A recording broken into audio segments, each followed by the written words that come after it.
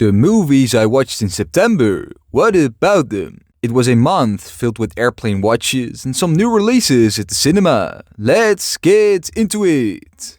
Please help your favorite average movie guy get to 1,000 subscribers by subscribing right now. Superman, the Christopher Reeve story, 5 out of 5. I started off my month with watching this documentary on an airplane about Christopher Reeve's rise as Superman and his inspiring life after paralysis. What an amazing, heartbreaking and inspiring documentary. I was emotional all throughout. It does a great job of showing two stories that even end up being 3, 4 or even more, depending how you look at it. The story of an up-and-coming actor becoming the Man of Steel, the story of children grieving their parents, the story of a man losing everything he has in life, and a wife losing that same man while him still being there. It was just amazing. The Village, 2.5 out of 5. My next airplane watch was this film about an isolated community whose secrets unravel when one resident dares to venture beyond its borders. Honestly, very boring for the first 2 acts, failing to engage me very much. There are so many characters here, none of which were labeled as important or not. The imagery is interesting, Bryce Dallas Howard is a strong lead, and it is somewhat intriguing. However, knowing the twist really doesn't leave much to be interested by. Which was a shame, because it is a pretty brilliant twist if you wouldn't know about it. Dodgeball, a true underdog story, 3.5 out of 5. My next airplane watch was this comedy about a misfit team entering a dodgeball tournament to save their gym from a corporate takeover. It is predictable beyond belief, but the journey is fun and filled with so many funny moments and fun cameos. I felt the first act to be very weak, it didn't really engage me, but the second act grabbed my interest. It is just a shame that anything Ben Stiller was extremely unfunny. Most of the rest was pretty enjoyable and funny to watch, so that was a major plus, just a bit of a shame. The Amateur, 3 out of 5. My last airplane watch was this film about a CIA cryptographer whose wife is killed in a London terrorist attack and who blackmails his way into training to hunt down her killers himself. It is an intriguing premise and a pretty good execution. It is the middle part of the film that really shines here. The setup is pretty weak, I pretty much didn't care for the wife and then she suddenly was dead. The ending also didn't leave me fully satisfied, we only see the guy who did it at the end and it is done pretty quickly. In between is an interesting spy action thriller with a strong lead performance and some tense action scenes. The Thursday Murder Club, 4 out of 5. My next watch was this film on Netflix about 4 retired people in a quiet village who meet weekly to solve cold cases, only to find themselves investigating a real murder close to home. What a charming whodunit! It did very much surprise me. I am a sucker for a whodunit, and this was quite an entertaining mystery with some interconnected stories and twists and turns along the way. To be honest, it is not groundbreaking, but the strong cast of veterans elevate the film quite a bit. In general, just a very enjoyable mystery. Heretic, 4 out of 5.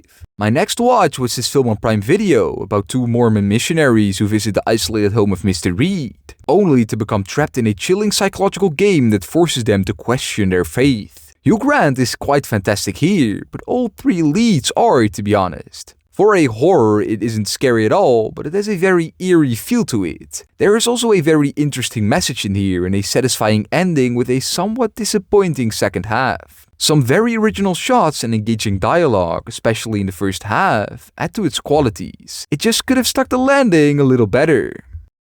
Pokémon Detective Pikachu, 3 out of 5.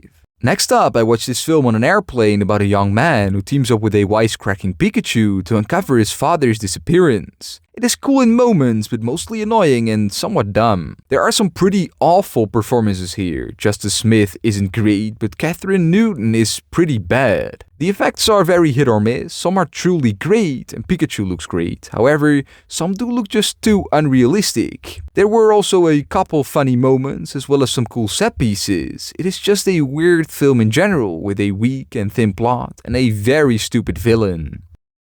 Predator, 4.5 out of 5. Next up, I started the Predator franchise with the action sci-fi film about an elite military team hunted in the jungle by a deadly alien warrior. It is a timeless film that holds up extremely well, one of the best of the Arnold era. That's how you do action as well as suspense. The first major set piece is over the top, but great, filled with explosions, guns, and one-liners. Very Arnold. The rest of the film is very tense and smaller in scale with a great tense score. It just looks very good for its time, even now. However, the third act was a little less to me, and some of Arnold's acting in general was surprisingly isn't great.